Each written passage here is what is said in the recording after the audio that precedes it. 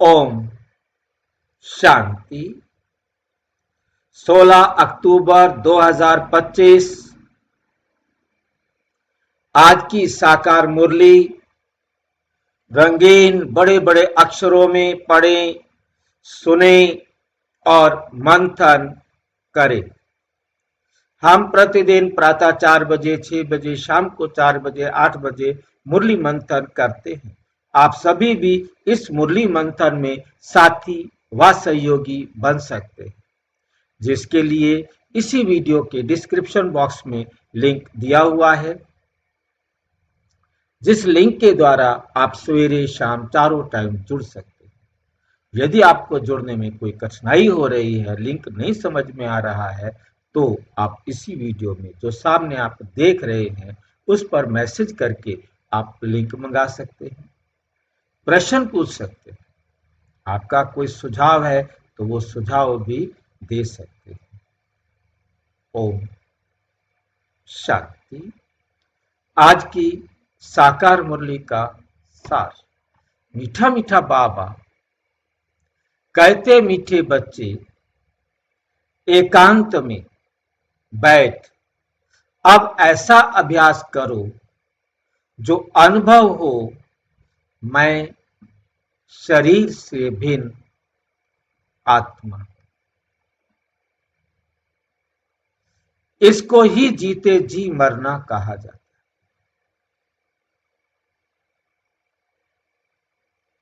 इसके लिए एकांत में बैठना जरूरी है।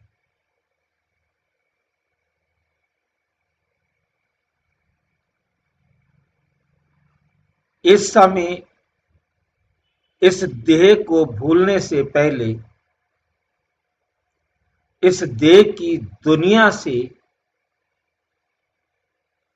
बुद्धि निकालनी।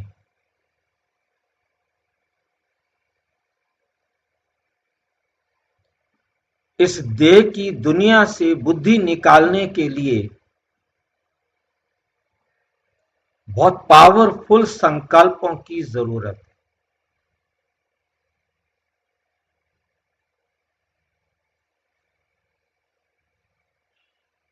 परमात्मा के द्वारा दिए गए ज्ञान को बुद्धि में इमर्ज करने की जरूरत है।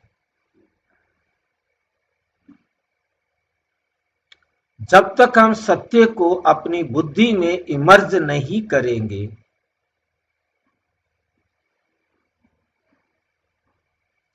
तब तक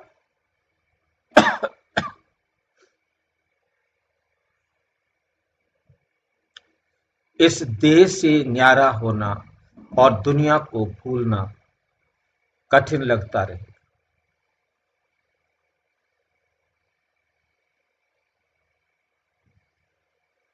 एकांत का मतलब एक के अंत में एक शिव बाबा के सिवाय मेरे साथ और कोई नहीं। इस अवस्था को प्राप्त करने के लिए बाबा की डायरेक्शंस को बहुत अच्छी तरह समझना होगा। जब तक हम बाबा की डायरेक्शंस को अच्छी तरह नहीं समझेंगे, तब तक हम नहीं हो सकते। बाबा की जो श्रीमत है वो हमारी बुद्धि में बहुत अच्छी तरह इमर्ज चाहिए। वो जब तक इमर्ज नहीं होगी तब तक हमारे को वो स्मृति में टिकना कठिन होगा, क्योंकि हमें खींचना किसने है? इस संसार के झमेलों ने, इस संसार के कामों ने, इस संसार की बातों ने, जो हमें आत्मिक स्थिति में रहने से रोक सकते, और कोई नहीं रोक सकता। इसलिए बहुत बहुत जरूरी है इस बात को समझना। जितना जितना हमें इस देह से अलग होना है, उसके लिए बाबा ने हमें दिया कि आप एकांत में बैठ। एकांत में बैठना माना, एकांत में बैठने का मतलब क्या होता है? एक बाबा के अंत में, हमें सिवाय एक बाबा के और कोई भी याद ना हो। अब हमें एक बाप के सिवाय कोई और याद ना आए तो हमें उसकी इम्पोर्टेंस, उसके गुण, उसकी विशेषताएं सारी इमर्ज करनी होंगी ना। वरना तो संसार में हमारे पास इतने सारे काम हैं, इतने सारे झमेले हैं, वो सारे याद आएंगे, परंतु उन सब को भूलने के लिए हमें परमात्मा की विशेषताओं को, परमात्मा के गुणों को, परमात्मा की शक्तियों को अच्छी तरह से अपनी बुद्धि में याद करना होगा। जैसे जैसे हम परमात्मा की याद में रहने के अनुभवी बनते जाएंगे, अनुभवी बनते जाएंगे, उतना सहज हमारे लिए एकांत होगा। अब एकांत में हमने थोड़ी देर बाबा की बातें बताई और उसके बाद फिर हम दुनिया के झमेले में चले जाएंगे।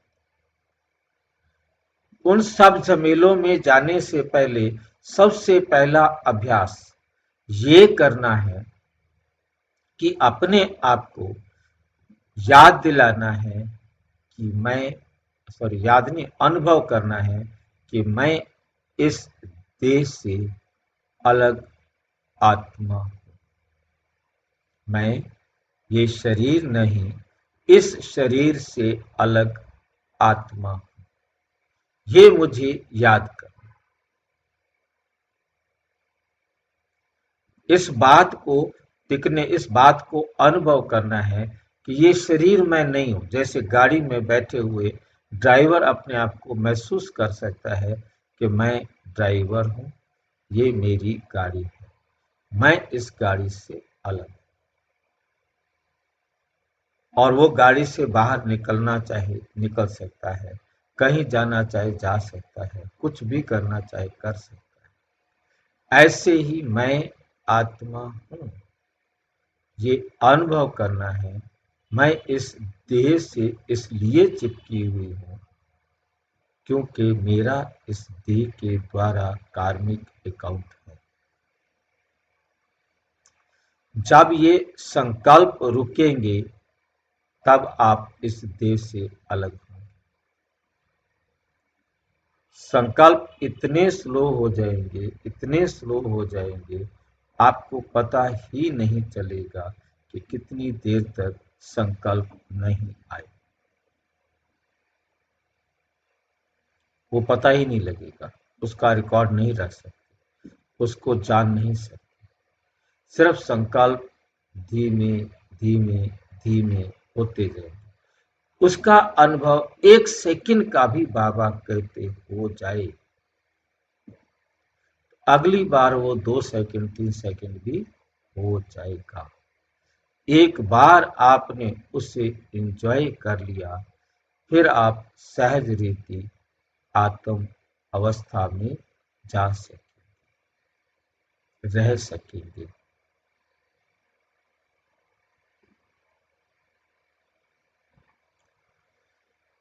इसको कहा जाता है जीते जी मरना। जितनी देर आप देह से न्यारे बने, उतनी देर को कहा जाएगा जीते जी मर गए।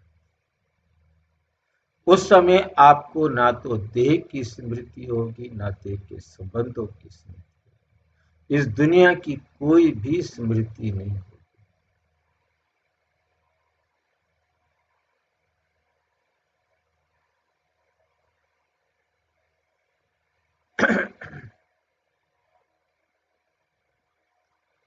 प्रश्न, एकांत का अर्थ क्या है? एकांत में बैठ तुमको कौन सा अनुभव करना है? एकांत का अर्थ क्या है? एकांत में बैठ तुमको कौन सा अनुभव करना है? एकांत का अर्थ है एक की याद में इस शरीर का अंत हो। मतलब शरीर का कुछ भी ना हो।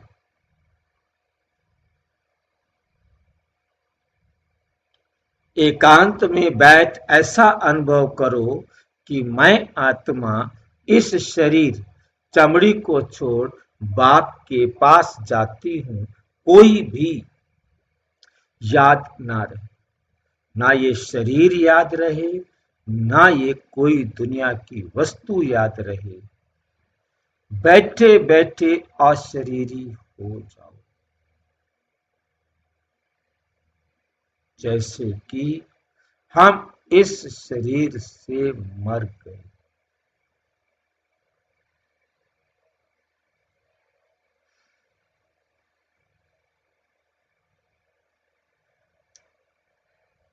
बस हम आत्मा हैं, शिव बाबा के बच्चे हैं।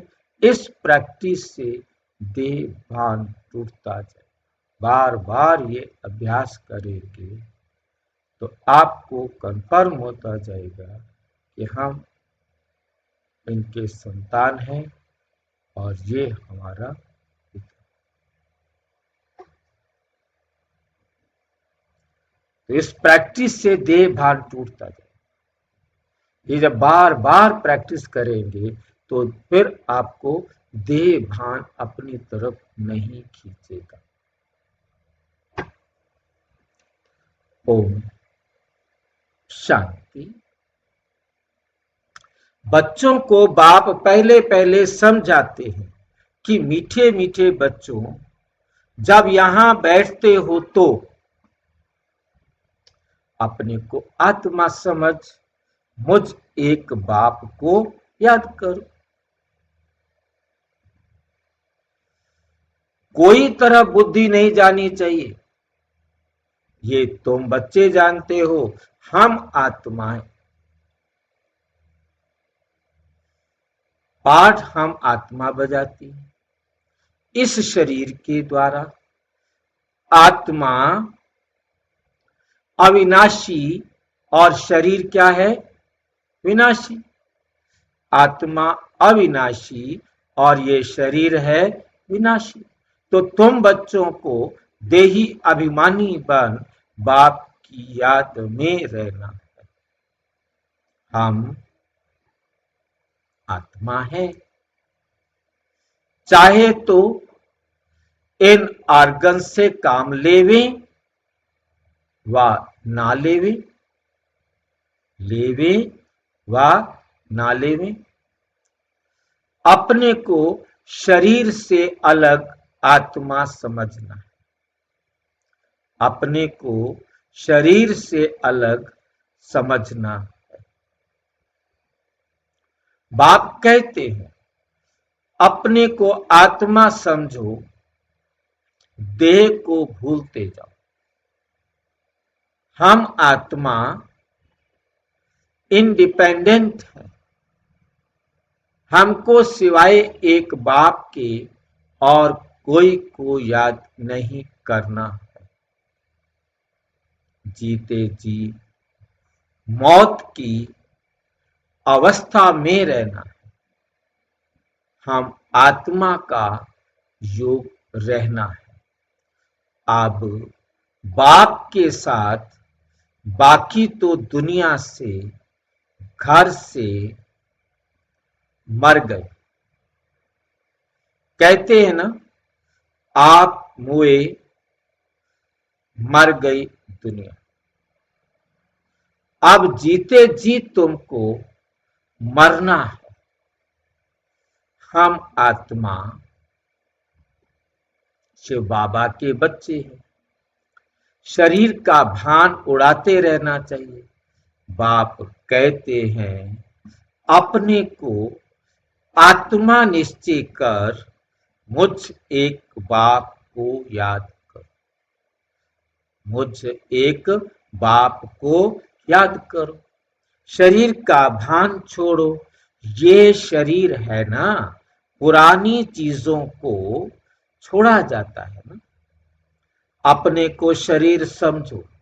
अभी तुमको बाप को याद करते करते बाप के पास जाना है।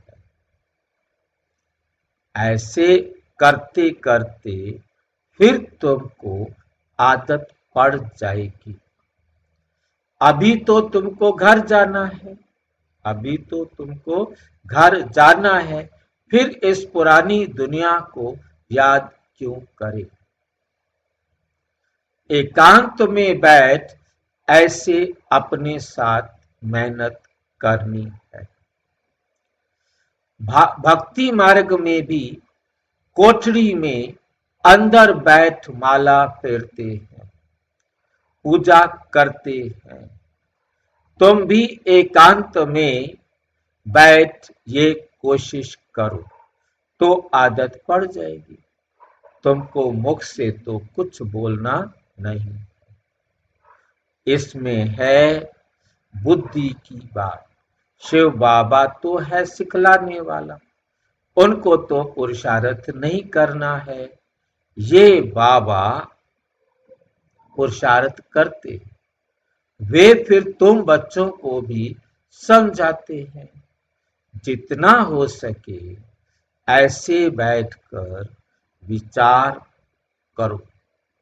अभी हमको जाना है अपने घर, इस शरीर को तो यहाँ छोड़ना है।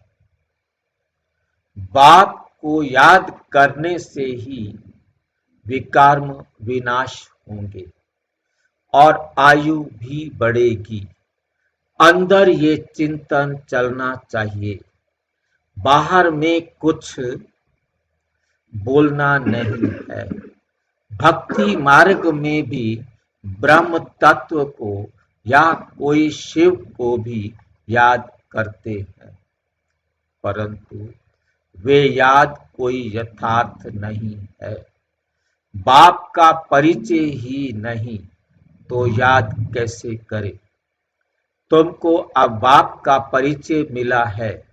सवेरे सवेरे उठकर एकांत में ऐसे अपने साथ बातें करते रहो, विचार सागर मंथन करो, बाप को याद करो। बाबा हम अभी आया कि आए, आपकी सच्ची गोद में है, वे है रूहानी गोद। तो ऐसे ऐसे अपने साथ बातें करनी चाहिए। बाबा आया हुआ है, बाबा कल्प कल्प आकर हमको राजयोग सिखलाते हैं। बाप कहते हैं मुझे याद करो और चक्र को याद करो। स्वदर्शन चक्रधारी बनना है। बाप में ही सारा ज्ञान है ना चक्र का, वे फिर तुमको देते हैं। तुमको त्रिकालदर्शी बना रहे हैं। तीनों कालों अर्थात आदि मध्य अंत को तुम जानते हो। बाप भी है परम आत्मा, उनको शरीर तो है नहीं। अभी इस शरीर में बैठ तुमको समझाते हैं, ये वंडरफुल बात है। भागीरथ पर विराजमान होंगे तो जरूर दूसरी आत्मा है। बहुत जन्मों के अंत का जन्म इनका है। नंबर 1 पावन वही, फिर नंबर 1 पतित बनते। वे अपने को भगवान विष्णु आदि तो कहते नहीं। यहाँ एक भी आत्मा पावन है नहीं, सब पतित ही हैं। तो बाबा बच्चों को समझाते हैं ऐसे ऐसे विचार सागर मंथन करो, तो इससे तुमको खुशी भी रहेगी। इसमें एकांत भी जरूर चाहिए। एक की याद में शरीर का अंत होता है, उनको कहा जाता है एकांत। ये चमड़ी छूट जाएगी। सन्यासी भी ब्रह्म की याद में व तत्व की याद में रहते हैं। उस याद में रहते रहते शरीर का भान छूट जाता है। बस हमको ब्रह्म में लीन होना है। ऐसे बैठ जाते हैं। तपस्या में बैठे बैठे शरीर छोड़ देते हैं। भक्ति में तो मनुष्य बहुत धक्के खाते हैं। इसमें धक्के खाने की बात नहीं, याद में ही रहना है। पिछाड़ी में कोई याद ना रहे। ग्रस्त व्यवहार में तो रहना ही है, बाकी टाइम निकालना है। स्टूडेंट को पढ़ाई का शौक होता है ना, ये पढ़ाई है। अपने को आत्मा ना समझने से बाप, टीचर, गुरु सबको भूल जाते। एकांत में बैठ ऐसे ऐसे विचार करो। गृहस्थी घर में तो वाइब्रेशन ठीक नहीं रहता। अगर अलग प्रबंध है तो एक कोठरी में एकांत में बैठ जाओ। एक कोठरी में एकांत में बैठ जाओ। माताओं को तो दिन में भी टाइम मिलता है। बच्चे आदि स्कूल में चले जाते हैं। जितना टाइम मिले यही कोशिश करते रहो। तुमको तो एक घर है, बाप को तो कितनी ढेर दुकान है। तुम्हें तो एक घर है जहां बाबा हाजिर हो जाएगा। पर तू बाबा कहते बच्चे कई जगहों पर तो कितनी दुकानें हैं।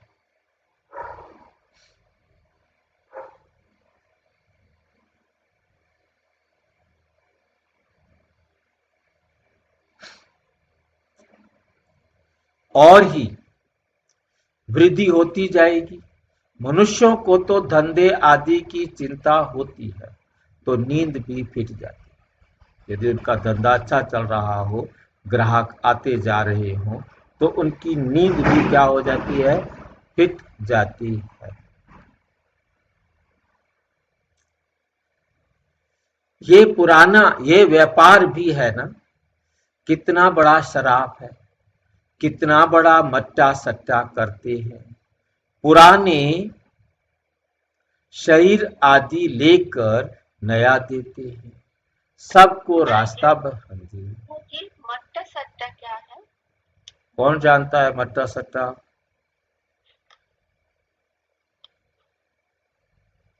कोई मट्टा सट्टा जानता है कि नहीं जानता भाई? सुनार वाली राख, सुनार वाली राख है भाई। सुनार वाली राख। सुनार अलग करता है छोटे छोटे सोने के कण को। तो इसमें मट्टा सट्टा क्या हुआ? वो उसमें से जो सोना चांदी होता है उसको निकालता है, पर तो उसको मट्टा सट्टा तो नहीं कहेंगे। निकाल लेते हैं ना। इसके निकालने का मट्टा सट्टा से कोई मतलब नहीं है। मट्टा सट्टा बात पहुंच गए हो, परंतु बात का मतलब नहीं जानते हो। ये मट्टा सट्टा तब होता है जो एक तो होते हैं सुनारे जो गहने बनाते हैं, एक होते हैं बेचते हैं, एक होते हैं सुनारों के लिए रॉ मटेरियल तैयार करते हैं। जो रॉ मटेरियल, ये सुनारे वो हैं जो गहने नहीं बनाते, गहने नहीं बेचते। इनका काम होता है जहां गहने बनते हैं उन दुकानदारों से मट्टा सट्टा का मतलब है कि आपके एक साल में जितनी भी राख होगी वो मेरी, उसके बदले में मैं इतना पैसा दूंगा। मेरा भाग्य ज्यादा हो या मेरा भाग्य घाटा हो, मतलब तोली नहीं जाती है राख। मतलब सारे साल की राख का इतना रुपया मैं आपको दूंगा, मतलब ये तय हो जाता है। तो उसका मतलब क्या होता है कि वो सारा साल आता है भाई, जितनी भी वो क्या करते हैं, झाड़ू लगाया और उसको एक कोने में रख के किसी डब्बे में, मटके में, किसी चीज में भरते जाते हैं। तो उसका फिक्स है कि मैंने 8,000 देना है, 10,000 देना है, 50,000 देना है, 30,000 देना है। वो उनके सामान के हिसाब से अपना रेट फिक्स कर लेते हैं। फिर वो उस राख को लेके जाता है, बना के वापिस ला के देता है। उसके प्रोग्राम से उसका मतलब नहीं। मट्टा सट्टा ये है कि मैंने सट्टा है, मट्टा और सट्टा, सट्टा खेलते हैं ना जैसे घोड़ों पर लगाते हैं, कि ये घोड़ा जीतेगा, वो कहते हैं वो घोड़ा जीतेगा, वो जीतेगा, वो जीता तो मैं इतने रुपए दूंगा, वो जीतेगा तो मैं इतने रुपए, मतलब ऐसा सट्टा खेलते हैं। क्रिकेट के मैच पर भी सट्टा खेलते हैं। मतलब किसी भी चीज के ऊपर सट्टा खेलना मतलब अंधेरे में खेलना। जीत भी हो सकती है, हार भी हो सकती है, पता नहीं है। समझ में आया? तो इसी प्रकार बाबा अब हमारे साथ मट्टा सट्टा करते हैं यहाँ लाल पर। जी, सट्टा हुआ कि अंधेरे में खेलना, बाजी लगाना, और मट्टा क्या हुआ जो सौदा किया 1 साल के लिए? हाँ, मट्टा सट्टा माना अंधेरे में ऐसे मुट्ठा मार देते हैं ना, जैसे कहते हैं जी ठीक है मुग्गम सारा का सारा कितने का दोगे, सब्जी जैसे बची पड़ी है, भाई चल आप 40 रुपए में ले जाओ। मतलब कहने का ये है मट्टा सट्टा करना। मतलब किसी भी चीज के लिए नियम से मतलब एकदम जितना पड़ा है सारा का सारा मुगम जो है उसको ले लेना, उसका बिजनेस करना, ये सौदा होता है। जैसे हम सब्जी लेने के लिए गए, वो कहते मेरे पास भाई इतनी पड़ी है यार, अब 1 किलो में से तुम सारी ले जाओ, बस 40 रुपए किलो, आप 50 रुपए दे दो, बस ले जाओ सारी ले जाओ। तो मतलब ये है मट्टा सट्टा करना। बात समझ में आया? तो शिव बाबा भी आकर हमारे साथ क्या करते हैं, मट्टा सट्टा करते हैं। क्या मट्टा सट्टा करते हैं? तुम अपना सारा गंदा मेरे को दे दो, मैं तुम्हें उसके बदले में अच्छा दे दूंगा। यह है मट्टा सट्टा। ये एक्सचेंज हो गया ना ये? हाँ, एक्सचेंज है। मतलब वो भी क्या करता है, वो जो राख लेकर के जाता है, जो सुनारे वाली बात ली है, वो सुना राख लेके जाता है, उस राख को केमिकल्स वगैरह डालकर उसका सब चीजें अलग करता है, चांदी अलग करता है, सोना अलग करता है, तांबा अलग करता है, फिर ला करके उनको बेच देता है, उसमें से अपना कमाई हो जाती है उसको। ऐसे ही ये भी मट्टा सट्टा है।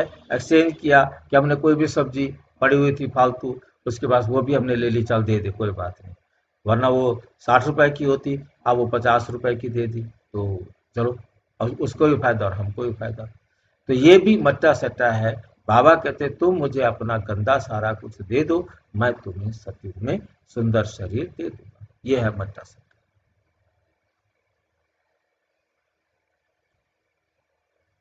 समझ में? कितना बड़ा श्राप है ये, व्यापार भी है, कितना बड़ा शराब है। शराब जो होता है, मैं वही बताया, शराब सुनारों की दुकानों पर आपने देखा होगा, कहीं पर शराब भी लिखा होता है। कितना बड़ा मट्टा सट्टा करते हैं। मतलब सुनारे की दुकान पर ये मट्टा सट्टा कहलाता है। जब वो वहां से राख को ले आता है और घर आकर मेहनत करके उस राख में से सोना निकाल कर फिर उसे एक मतलब ईंट की तरह बनाकर इकट्ठा करके वो फिर उनको जाकर बेचता है, पैसे ले लेता है। आपने पहले पैसे दे दिए, उसके बाद बनाया, मेहनत की और सोना बन के बनाकर दिया, तो ये सारा क्या कहलाता है, मट्टा सट्टा। एक्सचेंज बाबा भी हमारे साथ क्या करता है, मट्टा सट्टा करता है। ठीक है, क्लियर? पुराने, हाँ जी, खाली राख को नहीं कहते, राख लेने को मतलब सौदा करने को कहा जाता है मट्टा सट्टा।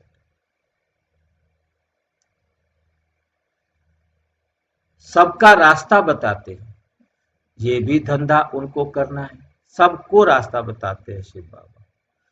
ये शरीर आदि लेकर नया देते, ये पुराना शरीर बाबा लेते, नया दे देते और सबको रास्ता बताते, ये भी धंधा उनको करना है। ये व्यापार तो बहुत बड़ा है, व्यापारी को व्यापार का ही ख्याल रहता है। बाबा ऐसे ऐसे प्रैक्टिस करते हैं, फिर बतलाते हैं ऐसे ऐसे मत करो, ऐसे ऐसे करो। जितना तुम बाप की याद में रहेंगे तो स्वतः ही नींद फिट जाएगी, अपने आप ही तुम्हारी क्या होगी, नींद फिट जाएगी। कमाई में आत्मा को बहुत मजा आएगा। कमाई के लिए मनुष्य रात में भी जागते हैं, सीजन में सारी रात भी दुकान खुला रहता है। तुम्हारी कमाई रात को और सवेरे को बहुत होती है, अच्छी होगी। स्वदर्शन चक्रधारी बनेंगे, त्रिकालदर्शी बनेंगे। 21 जन्मों के लिए धन इकट्ठा करते हैं। मनुष्य साहूकार बनने के लिए पुरुषार्थ करते हैं, तुम भी बाप को याद करेंगे तो विकर्म विनाश होंगे, बल मिलेगा। याद की यात्रा पर नहीं रहेंगे तो बहुत घाटा पड़ जाएगा। याद की यात्रा पर नहीं रहेंगे तो बहुत घाटा पड़ जाएगा, क्योंकि सिर पर पापों का बोझा बहुत है। अब जमा करना है। अब क्या करना है? हमको जमा करना है, एक को याद करना है और त्रिकालदर्शी बनना है।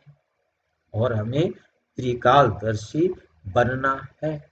ये अविनाशी धन आधा कल्प के लिए इकट्ठा करना है। ये बहुत वैल्यूएबल है। विचार सागर मंथन कर रत्न निकालने हैं। बाबा जैसे खुद करते हैं, बच्चों को भी युक्ति बताते हैं। मैं भी ऐसे कर रहा हूं, तुम भी करो।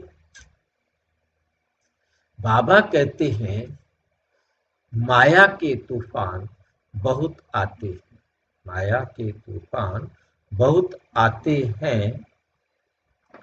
बाबा कहते हैं जितना हो सके अपनी कमाई करनी है, यही काम आने है। एकांत में बैठ बाप को याद करो। याद करना है। फुर्सत है तो सर्विस भी मंदिरों आदि में बहुत कर सकते हो। बैज जरूर लगा रहे। बैज जो है ना, ये आपको जरूर लगा रहे। सब समझ जाएंगे ये रूहानी मिलिट्री है। तुम लिखते भी हो हम स्वर्ग की स्थापना कर रहे हैं। आदि सनातन देवी देवता धर्म था, अब नहीं है, जो फिर स्थापन करते हैं।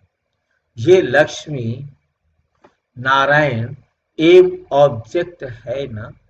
कोई समय ये ट्रांसलाइट का चित्र बैटरी सहित उठाकर परिक्रमा बैटरी सहित उठाकर परिक्रमा देंगे और सबको कहेंगे ये लक्ष्मी नारायण का राज्य हम स्थापन कर रहे हैं।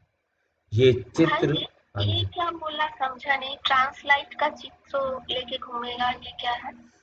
जो आप सेंटरों पर घरों में देखते हो, जिसके पीछे चित्र लगी होती, लाइट लगी होती है, वो चित्र चमकता है, उसे ट्रांसलाइट बोलते हैं। शिव बाबा का चित्र देखा होगा ना, पीछे लाइट लगी होती है, आगे शिव बाबा का चित्र होता है, थोड़ा ज्यादा सुंदर लगता है। और जिसके पीछे लाइट नहीं होती तो वो वैसा होता है। जिसके पीछे लाइट लगी है इसको ट्रांसलाइट बोलते हैं। भाई फरिश्ता को भी कहा जाता है क्या ट्रांसलेट? नहीं, खाली ट्रांस को कहा जाता है। ट्रांस में जाना, सूक्ष्म वतन में जाना, दूसरी दुनिया में जाना। ट्रांस, खाली लाइट नहीं लगेगा उसके साथ। ट्रांस बोलते हैं उसको, ट्रांस बोलते हैं सूक्ष्म वतन में जाना, इस वतन से उस वतन में जाना। ट्रांसफर से निकला है ट्रांस, मतलब यहां से उधर गए, ट्रांस से। ट्रांस में जाना, वतन में जाना। और सबको कहेंगे ये राज्य हम स्थापन कर रहे हैं। ये चित्र सबसे फर्स्ट क्लास है। ये चित्र सबसे फर्स्ट क्लास है। ये चित्र बहुत नामी ग्रामी हो जाएगा। लक्ष्मी नारायण सिर्फ एक तो नहीं थे भाई, ढेर सारे लक्ष्मी नारायण थे।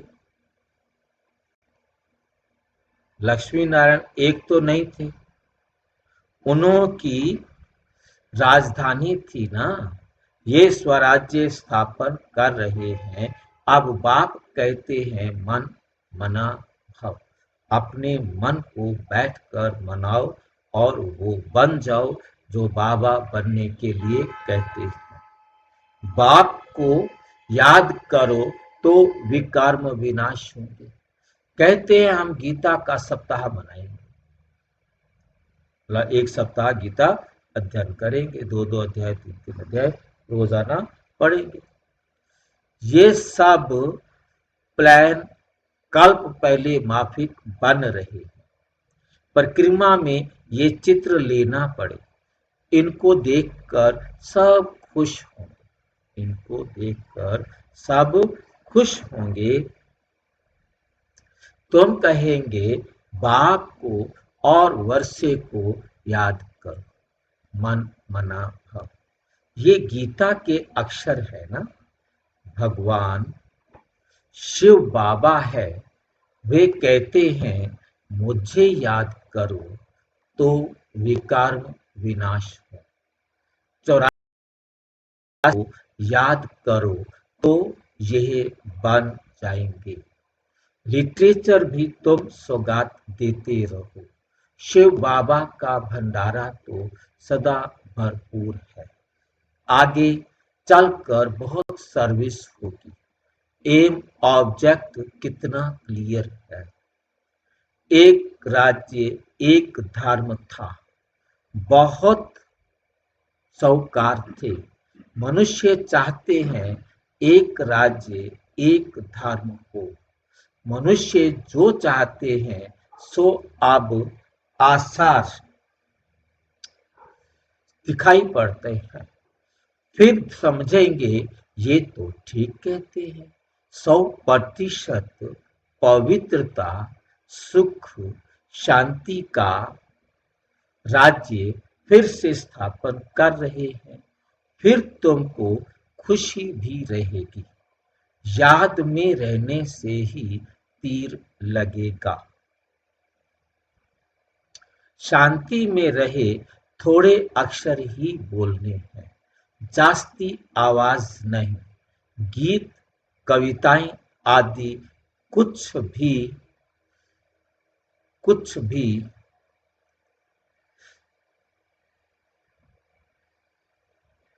बाबा पसंद नहीं करते। क्या करें, इस लाइन को निकाल देना चाहिए। ये मुरली में ऐसी टेढ़ी मेढ़ी बातें क्यों करता है बाबा। गीत कविताएं आदि कुछ भी बाबा को पसंद नहीं। ये बाबा पसंद नहीं करता गीत और कविता। क्या करें बताओ। बाहर वाले मनुष्य, हाँ जी, बाबा को पसंद नहीं है। हम गाते रहते हैं गीत कविताएं।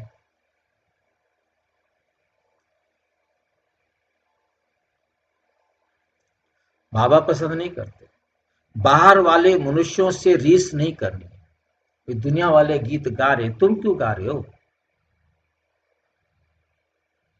बाजी बाबा क्या पसंद नहीं करते, समझा नहीं। क्या मुरली सुन रही हो ना। देखो दिखाई दे रहा है ना सामने। जास्ती आवाज नहीं। शांति मैंने थोड़े अक्षर बोलने हैं। बोलो ही मत ज्यादा कहता है।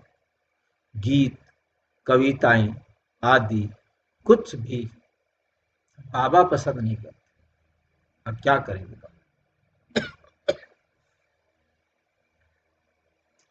आगे और स्पष्ट किया, बाहर वाले मनुष्यों से रीस नहीं करनी चाहिए कि वो प्रोग्राम में डांस कर रहे हैं, गीत कर रहे हैं, ये कर रहे हैं, वो कर रहे हैं। प्रोग्राम की सुंदरता शोभा तभी बनती है। उसकी रीस नहीं करनी। तुम्हारी बात ही और है। अपने को आत्मा समझ बाप को याद करना है बस। स्लोगन भी अच्छे हों जो मनुष्य पढ़कर जागे। बच्चे वृद्धि को पाते रहते हैं। खजाना तो भरपूर रहता है बच्चों का दिया हुआ। फिर बच्चों के काम में ही आता है। बाप तो पैसे नहीं लेते हैं। तुम्हारी चीजें तुम्हारी काम में आती हैं। भारतवासी जानते हैं हम बहुत सुधार कर रहे हैं। 5 वर्ष के अंदर इतना अनाज होगा जो अनाज की कभी तकलीफ नहीं होगी। और तुम जानते हो ऐसी हालत होगी जो अन्न खाने के लिए नहीं मिलेगा। ऐसे नहीं अनाज कोई सस्ता हो जाएगा, नहीं। तुम बच्चे जानते हो हम 21 जन्मों के लिए राज्य भाग्य पा रहे हैं। ये थोड़ी बहुत तकलीफ तो सहन करनी ही है। कहा जाता है खुशी जैसी खुराक नहीं, अतीन्द्रिय सुख गोपियों का गाया हुआ है। ढेर बच्चे हो जाएंगे, जो भी सैपलिंग वाले होंगे वो आते जाएंगे। झाड़ यहाँ ही बढ़ना है ना, स्थापना हो रही है। धर्मों में धर्मों में ऐसा नहीं होता है। वे तो ऊपर से आते हैं। जो दूसरे धर्म पिताएं होते हैं वो ऊपर से आते हैं, आकर अपने धर्म की स्थापना करते हैं, फिर पालना भी खुद करते हैं। तो जैसा कि झाड़ स्थापन हुआ ही पड़ा है, इसमें फिर नंबरवार आते जाएंगे, वृद्धि को पाते जाएंगे। तकलीफ कुछ भी नहीं, उन्हों को तो ऊपर से आकर पार्ट बजाना ही है। इसमें महिमा की क्या बात है? धर्म स्थापक के पिछाड़ी आते रहेंगे। जो धर्म स्थापन आएगा उसके पीछे उस धर्म को मानने वाली आत्माएं भी आती रहेंगी। वो शिक्षा क्या देंगे? सदगति की? कुछ भी नहीं। वो सदगति की शिक्षा कुछ भी नहीं देते, कुछ भी नहीं। यहाँ तो बाप भविष्य देवी देवता धर्म की स्थापना कर रहे हैं। संगम युग पर नया सैपलिंग लगाते हैं ना, पहले पौधों को गमले में लगाकर फिर नीचे लगा देते हैं, वृद्धि होती जाती है। तुम भी ऐसे पौधा लगा रहे हो, फिर सतयुग में वृद्धि को पाए राज्य भाग्य पाएंगे। तुम नई दुनिया की स्थापना कर रहे हो। मनुष्य समझते हैं अर्जुन कलयुग में बहुत साल पड़े हैं, क्योंकि शास्त्रों में लाखों वर्ष लिख दिया है ना। समझते हैं कलयुग में अभी 40,000 साल पड़े।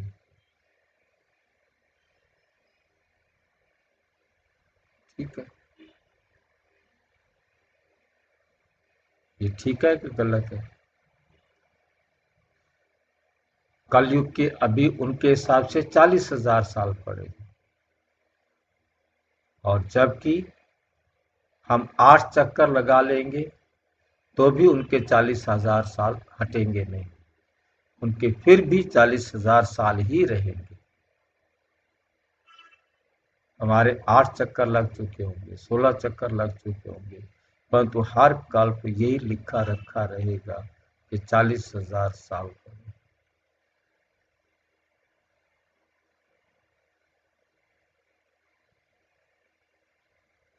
कलयुग में अभी 40,000 वर्ष पड़े हैं, फिर बाप आकर नई दुनिया बनाएंगे। कई समझते हैं ये वही महाभारत लड़ाई है, गीता का भगवान भी जरूर होगा। ये इस बात पर 40,000 साल वाली बात पर आप उनको बता सकते हो कि तुम्हारा जो साहित्य है वो सारा का सारा झूठ है। कैसे बता सकते हैं? उनसे पहला क्वेश्चन पूछो, कृष्ण कितने साल पहले आया था? जो सामान्यता जानते हैं वो कहेंगे 5,000 साल पहले आया था। महाभारत कितने साल पहले हुआ था? 5,000 साल पहले हुआ था। फिर उनसे पूछो कलयुग की आयु कितनी है?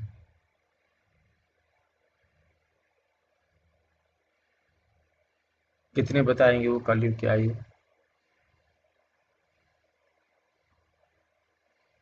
कितने बताएंगे कलयुग की आयु? वो तो 40,000 बताएंगे। क्यों बताएंगे 40,000? आपको नहीं पता तो वो कैसे बताएंगे? जी बताओ कौन बता सकता है? ऐसे तो गलत बात है कि पुरानी नई छोटी छोटी बातें मुझे बतानी पड़ेगी। तो बताओ कलयुग की आयु।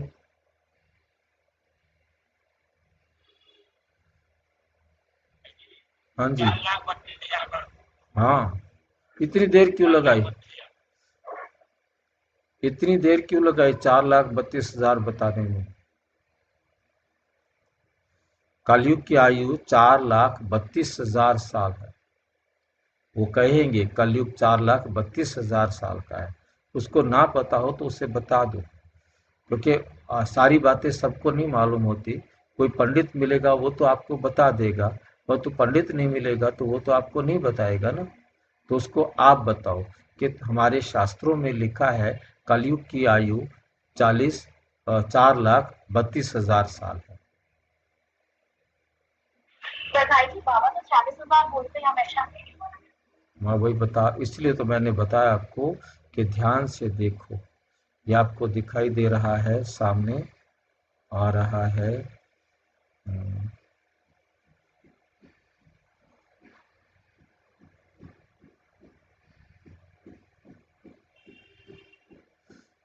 देख रहे हैं, आपको दिखाई दे रहा है?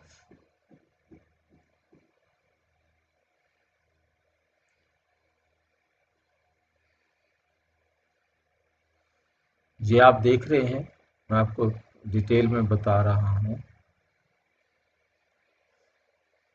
ये ध्यान से समझना है आपको, इस टॉपिक को बहुत ध्यान से समझना है। देवताओं की काल गणना, एक मानव वर्ष बराबर एक दिव्य वर्ष, 30 दिव्य वर्ष बराबर एक दिव्य मास, 30 दिव्य दिवस इज इक्वल टू एक दिव्य मास, 12 दिव्य मास बराबर दिव्य वर्ष, दिव्य जीवन काल 100 वर्ष, मानव वर्ष 36,000 वर्ष। मतलब 100 साल बराबर है 36,000 साल। समझ में आया बात? अब इसमें से 2 जीरो हटा दिए जाएं तो एक साल बराबर है, एक दिन बराबर है मतलब 360 साल के। अब इसको ध्यान से समझना, इसको मैं और सिंपल भाषा में समझाता हूँ, क्योंकि यहाँ पर लिखा गया, ये क्यों ये सारा समझाया गया, क्योंकि कलयुग का एक एक दिन एक एक साल के बराबर होगा। कलयुग का एक एक दिन स्वर्ग के या देवताओं के एक साल के बराबर होगा।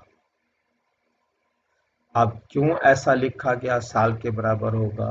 क्योंकि दुख का टाइम जल्दी नहीं बीतता, सुख का टाइम तो फटाफट बीत जाता है, परंतु दुख का टाइम जल्दी नहीं बीतता।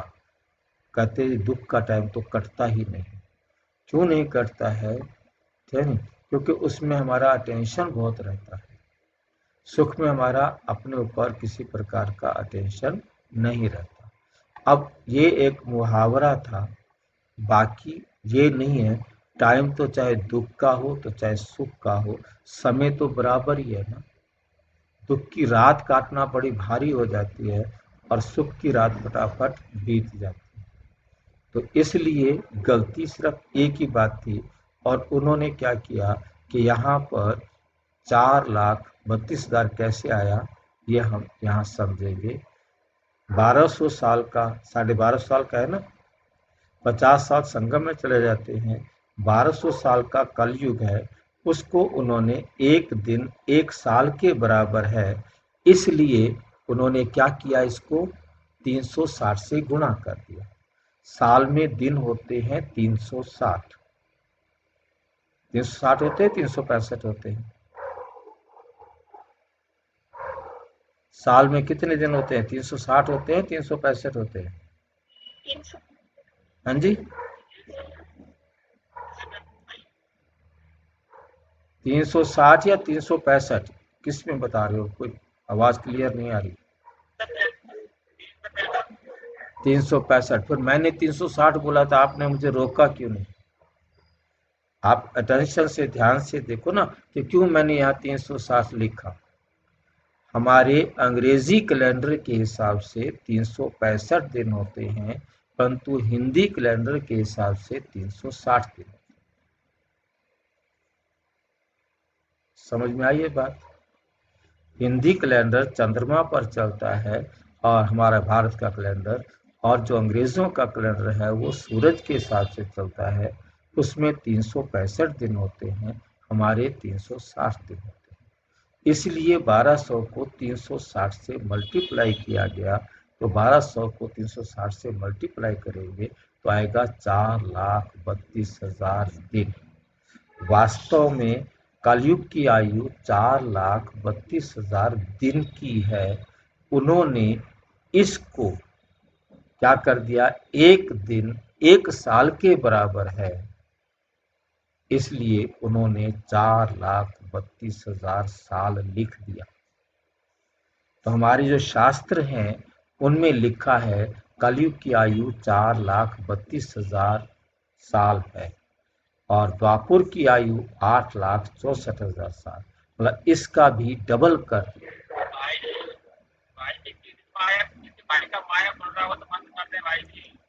माइक बंद कर लो सब अपना। भाई जी ये 1200 कहाँ से आया ये थोड़ा बताइए ना। आपका कलयुग कितने साल का है? 1250 साल का है ना। त्रेता द्वापुर साढ़े 1250 के ना, तो इसमें इसके जो 50 वर्ष हैं वो संगम में चले जाते हैं, इसलिए 1200 लिया गया। तो 1200 को 360 से मल्टीप्लाई किया तो 4,32,000 दिन हो गया। वही 1200 4,32,000 दिन बनते हैं। उन्होंने 4,32,000 दिन की बजाय 4,32,000 साल कह दिया। आप मेरी बात समझ में आई है कि नहीं आई है? अब इसी को हम द्वापुर बोले, द्वापुर कितना होना चाहिए, तो उन्होंने शास्त्रों में लिख दिया 8,64,000 साल। क्यों लिखा? बोला द्वापुर माना 2, 4,32,000 को 32,000 को 2 से गुणा कर दो, 8,64,000 साल कर दिया। अब त्रेता में हमारे शास्त्र बिगड़ गए, शास्त्र में 2 विचार हो गए।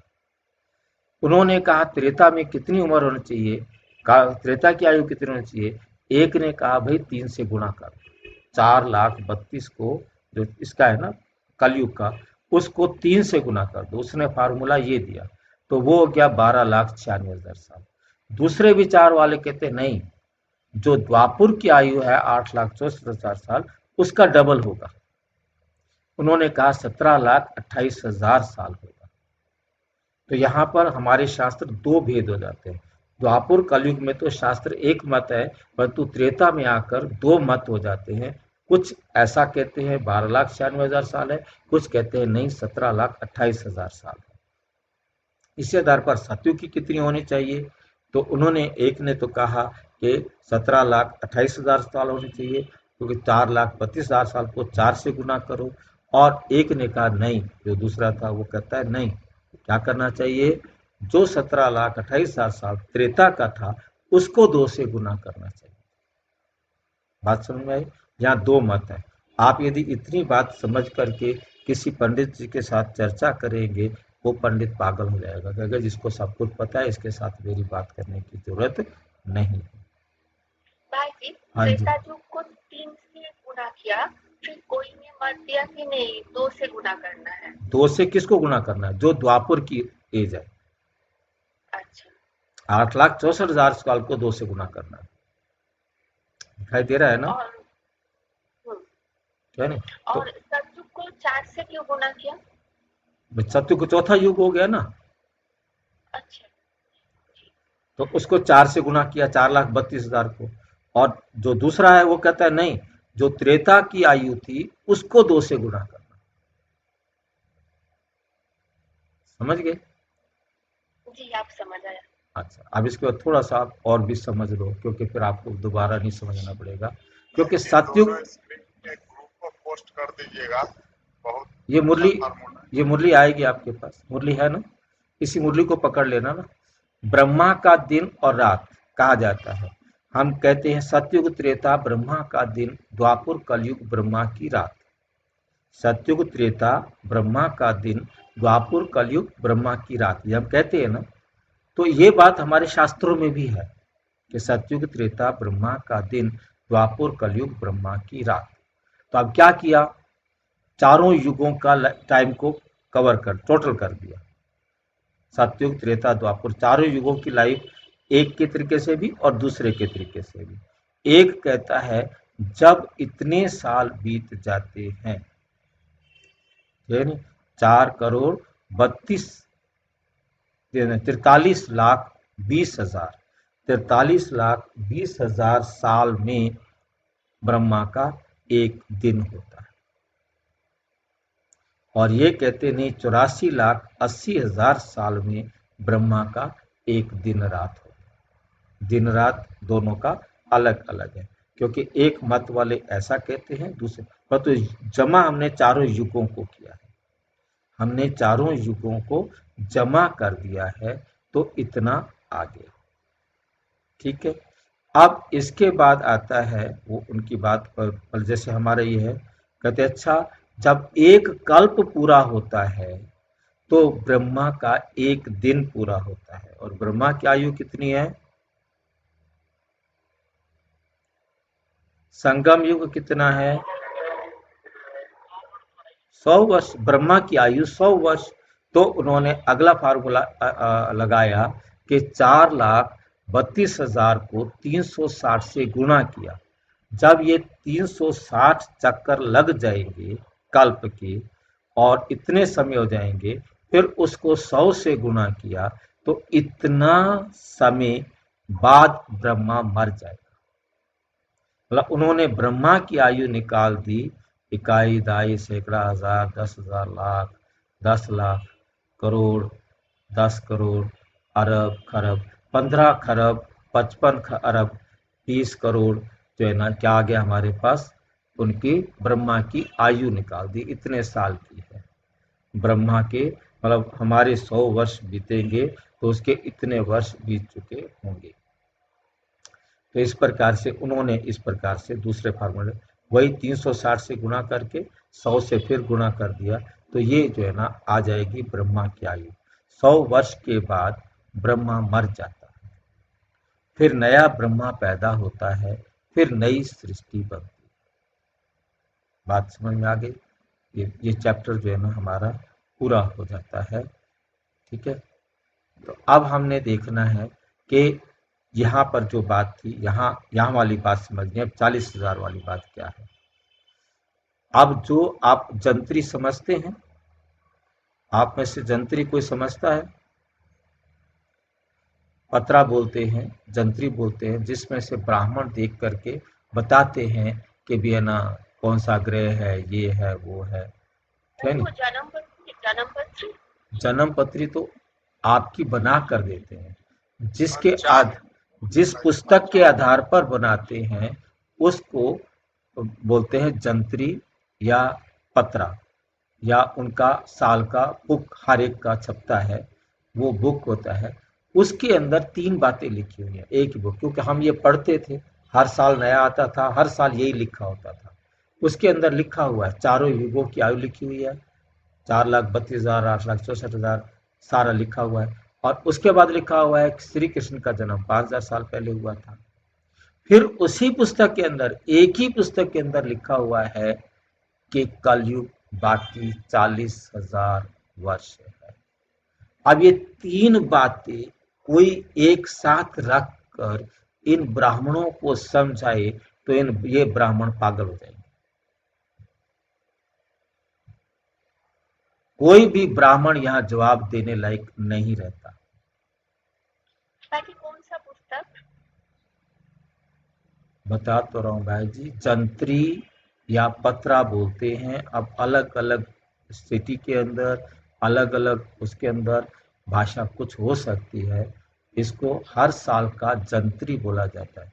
एक तो छोटा सा जंत्री बना करके जिसमें कैलेंडर बना करके त्योहार लिख करके दे देते हैं, वो नहीं होता। एक पूरा आता है, मतलब पूरा साल का सभी, मतलब कौन सा ग्रह कैसा आएगा, कैसे जाएगा, कब क्या होगा, उसका विस्तार से होता है वो बुक। अच्छा भाई जी, पुस्तक में लिखा होता है कब सूर्य ग्रहण होगा, कब पूर्णिमा होगा, वो हाँ किताब। हाँ हाँ हाँ, वो बड़ा बड़ा पुस्तक होता है। एक छोटा आजकल कैलेंडर बना करके भी बेचते हैं, शॉर्ट भी घर में रख लो, वो खरीद के ले आते हैं लोग।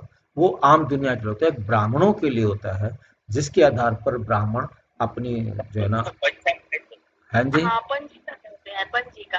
पंजिका, जो भी मतलब भाषा में थोड़ा बहुत अंतर होगा, तो उसके आधार पर मतलब वो उसके अंदर ये सब डिटेल दिया हुआ है हर साल का। ठीक है ना? तो हर साल लिखा हुआ आता है। तो मतलब वहां जो लिखा होता है मैं वो आपको बता रहा हूँ, क्योंकि उसी जंत्री में, उसी पंजिका में लिखा हुआ है कलयुग की आयु। तो वो आप उनको दिखाओ कि देखो कलयुग की आयु इतना लिखा हुआ है, आपकी बुक में लिखा हुआ है, हमारी बुक में नहीं है। और उसी बुक में दूसरी बात लिखी हुई है कि महाभारत अब से 5000 साल पहले हुआ था, कृष्ण का जन्म 5000 साल पहले हुआ था। कहेंगे हाँ, ये भी लिखा हुआ है। हाँ, और तीसरी बात उसी में ही नीचे लिखी हुई है कि कलयुग अभी बाकी 40,000 साल पड़ा है। कलयुग अभी बाकी कितना पड़ा है? 40,000 साल पड़ा है। तो अब आप बताइए, उनको पूछो कि 40,000 पड़ा है, जब द्वापर शुरू हुआ तो 5,000 साल हुए, ठीक, द्वापर खत्म हुआ तभी कृष्ण क्योंकि कृष्ण का मरना, मतलब कि जब महाभारत हुआ वो 5,000 साल पहले हुआ, तो वो द्वापर के बिल्कुल लास्ट में हुआ था। उसके बाद कलयुग शुरू हो गया था। तो कलयुग को शुरू हुए कितने साल हो गए? 5,000 साल। और बाकी कितने पड़े हैं कलयुग के? 40,000 साल। तो 45 साल हुए ना, 45,000 साल हुए ना। आपका 1,04,32,000 साल कहाँ गया? कैलकुलेशन समझ में आई? भाई जी वैसा देखा जाए तो सारे शास्त्रों में अलग अलग बताया वाला है, शास्त्र एक नहीं नहीं, confuse है सब भाई। शास्त्र, ये इस बात में कोई अलग अलग नहीं है। दो ही मत हैं, वो मैंने आपको बता दिए। क्योंकि एक जंत्री में ये लिखा होगा, दूसरे पंजिका में ये लिखा होगा, ये हो सकता है। तीसरा मत नहीं है इसके मामले में। इस हाँ, मामले में सबसे तीसरा कोई पहले मत नहीं है। हाँ जी। 45,000 साल होगा तो 4 लाख कहाँ से आया? 4,32,000 कहा गया? समझ गए बात को? मतलब ये उन विचारों, वो कोई भी ध्यान नहीं देता, मैं भी ध्यान नहीं दिया। ये तो मैं अब यहाँ आया तो मुझे समझ में आया। कमाल है, हम ये बचपन से पढ़ते आए, क्योंकि हमारा काम था, ब्राह्मण का काम था। हम इस बात को बचपन से जानते आए, परंतु कभी भी हमने कैलकुलेट नहीं किया था। यहाँ आकर के मैंने कैलकुलेट किया, और अब मैं कोई ब्राह्मण आता है तो मैं उससे पूछता हूँ, तो बेचारों के पास कोई जवाब नहीं होता। खैर, समझ में आ गया होगा। ये 40,000 भी उन्हीं के हिसाब से लिखा हुआ है, हमारे हिसाब से नहीं लिखा हुआ। और ये 40,000 जब से मैं बचपन से देखता आ रहा हूँ, 40,000 ही लिखा आ रहा है। आज की डेट में भी 40,000 लिखा है। आज से 60-70 साल 80 साल पहले बाबा ने ये मुरली चलाई, उसमें भी 40,000 लिखा है। आज भी 40,000 लिखा है। 40 में 41 नहीं हुआ, या कोई साल कम या ज्यादा नहीं हुआ। 40,000 के 40,000 ही रहेंगे। तो इसलिए मैंने कहा कि 5,000 साल बाद फिर हम इस मुरली को पढ़ेंगे, तो भी 40,000 ही लिखा होगा। 8 चक्कर लगाने के बाद भी हम इस मुरली को पढ़ेंगे, तो भी 40,000 साल लिखा होगा। ठीक है, ये गलती है, उनको समझ में नहीं आती है। अब कोई उनको समझाने वाला हो तो उनको समझ में आए। तुम बतलाते हो श्री कृष्ण तो था ही नहीं। बाप ने समझाया है, श्री कृष्ण तो 84 जन्म लेते हैं, और एक फीचर्स ना मिले दूसरे से। मतलब एक बार जो शक्ल मिल गई, वो दोबारा उसे नहीं मिल सकती, और किसी को भी नहीं मिल सकती। तो यहाँ फिर श्री कृष्ण कैसे आएंगे? कोई भी इन बातों पर विचार नहीं करते। तुम समझते हो श्री कृष्ण स्वर्ग का प्रिंस, वे फिर द्वापर में कहाँ से आएगा? इस लक्ष्मी नारायण के चित्र को देखने से ही समझ में आ जाता है, शिव बाबा ये वर्षा दे रहे हैं, सतयुग की स्थापना करने वाला बाप ही है। ये गोला झाड़ आदि के चित्र कम थोड़े ही हैं। एक दिन तुम्हारे पास ये सब चित्र ट्रांसलाइट के बन जाएंगे, फिर सब कहेंगे हमको ऐसे चित्र ही चाहिए। इन चित्रों से फिर विहंग मार्ग की सर्विस हो जाएगी। और ये चित्र आपके पास होंगे तो फिर बहुत जल्दी समझते जाएंगे लोग। विहंग मार्ग की सर्विस बहुत तेज गति से होने वाली सर्विस। जैसे विहंग पक्षी होता है, वो बहुत तेजी से उड़ता जाता है, ऐसे ही तुम्हारी सेवा भी उड़ती जाएगी, बहुत तेज गति से होने लगेगी। तुम्हारे पास बच्चे इतने आएंगे जो फुर्सत नहीं रहेगी, ढेर आएंगे, बहुत खुशी होगी। दिन प्रतिदिन तुम्हारा फोर्स बढ़ता जाएगा। ड्रामा अनुसार जो फूल बनने वाले होंगे उनको टच होगा। तुम बच्चों को ऐसे नहीं कहना पड़ेगा कि बाबा इनकी बुद्धि को टच करो। टच कोई बाबा थोड़े ही करते हैं, समय पर आपे ही टच होगा। बाप तो रास्ता बताएंगे ना। बहुत बच्चियां लिखती हैं हमारे पति की बुद्धि को टच करो। ऐसा सबकी बुद्धि को टच करेंगे, फिर तो सब स्वर्ग में इकट्ठे हो जाए। पढ़ाई की ही मेहनत है, तुम खुदाई खिदमतगार हो ना। सच्ची सच्ची बात बाबा पहले से ही बता देते हैं क्या क्या करना है। ऐसे चित्र ले जाने पड़ेंगे, सीढ़ी का भी ले जाना पड़े। ड्रामा अनुसार स्थापना तो होनी ही है। बाबा सर्विस के लिए जो डायरेक्शन देते हैं उस पर ध्यान देना।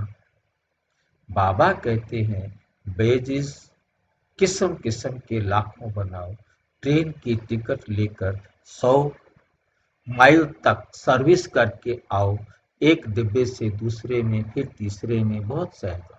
बच्चों को सर्विस का शौक रहना चाहिए। अच्छा, मीठे मीठे सिक्की लधे बच्चों प्रति माता पिता बाप दादा का याद प्यार। Good morning. रूहानी बाप की रूहानी बच्चों को नमस्ते। हम रूहानी बच्चों की रूहानी बाप दादा को नमस्ते नमस्ते। धारणा के लिए मुख्य सार नंबर 1, विचार सागर मंथन कर अच्छे अच्छे रत्न निकालने हैं, कमाई जमा करनी है, सच्चा सच्चा खुदाई खिदमतगार बन सेवा करनी है, पढ़ाई का बहुत शौक रखना है। जब भी समय मिले एकांत में चले जाना है। ऐसा अभ्यास हो जो जीते जी इस शरीर से मरे हुए हैं। इस स्टेज का अनुभव होता रहे, देह का भान भी भूल जाए। वरदान, अपने मूल संस्कारों के परिवर्तन द्वारा विश्व परिवर्तन करने वाले उदाहरण स्वरूप भाव। एक एग्जाम्पल बन जाओ ताकि आपको देखकर बाकी सारे भी करें। हर एक में जो अपना मूल संस्कार है, जिसको नेचर कहते हो, जो समय प्रति समय आगे बढ़ने में रुकावट डालता है, उस मूल संस्कार का परिवर्तन करने वाले उदाहरण स्वरूप बनो। ऐसी कोई आदतें आपकी हैं जिन आदतों के कारण आप श्रेष्ठ नहीं बन पा रहे, बाबा की श्रीमत पर नहीं चल पा रहे हो, सुधार नहीं हो रहा है, तो उसको बदलो। और उसको बदल कर आप एक एग्जाम्पल सेट करो, सबको फिर अपना अनुभव सुनाओ ताकि वे भी आपकी तरह अपने आप को बदल सके। तब संपूर्ण विश्व का परिवर्तन होगा। अब ऐसा परिवर्तन करो जो कोई ये वर्णन ना करे कि इनका ये संस्कार तो शुरू से ही है। जब परसेंटेज में अंश मात्र भी पुराना कोई संस्कार दिखाई ना दे, वर्णन ना हो, तब कहेंगे ये संपूर्ण परिवर्तन के उदाहरण स्वरूप है, उदाहरण स्वरूप है। स्लोगन, अब प्रयत्न का समय बीत गया, इसलिए दिल से प्रतिज्ञा कर जीवन का परिवर्तन करो।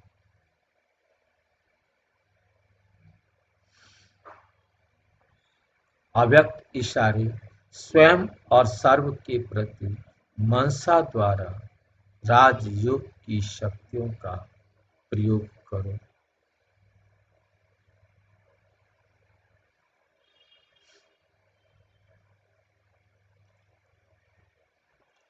जैसे साइंस प्रयोग में आती है तो समझते हैं कि साइंस अच्छा काम करती है, ऐसे साइलेंस की शक्ति का प्रयोग करो। इसके लिए एकाग्रता का अभ्यास बढ़ाना।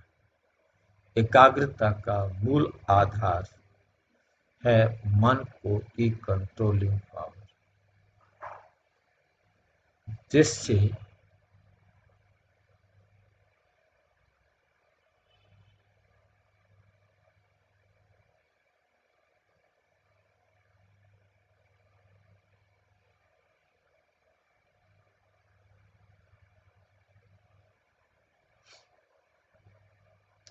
मन की कंट्रोलिंग पावर, जिससे मनोबल बढ़ता है, इसके लिए एकांतवासी बनो।